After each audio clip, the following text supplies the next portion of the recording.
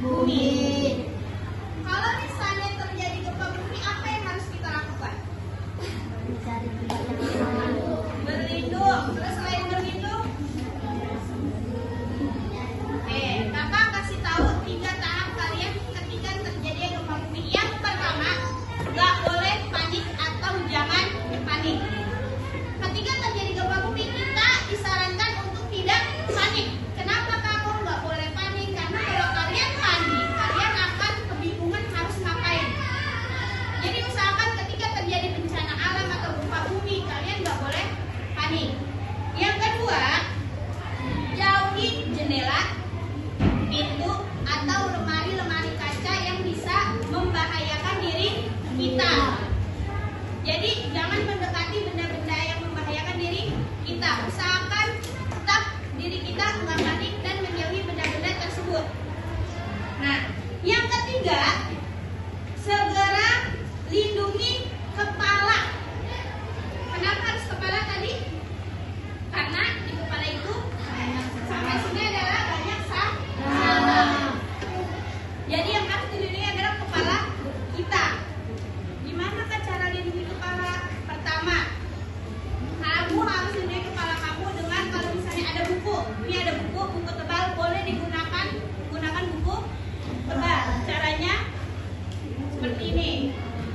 Yang kedua, boleh berlindung di bawah meja.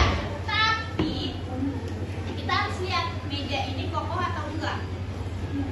Kalau sekiranya meja atau kursi bisa digunakan untuk melindungi bagian kepala sampai ke leher kita, itu dipastikan aman. Yang selanjutnya, menggunakan 2 tangan. Kalau nggak ada alat apa-apa, kalian bisa menggunakan tangan kalian sambil dan cari perlindungan yang aman.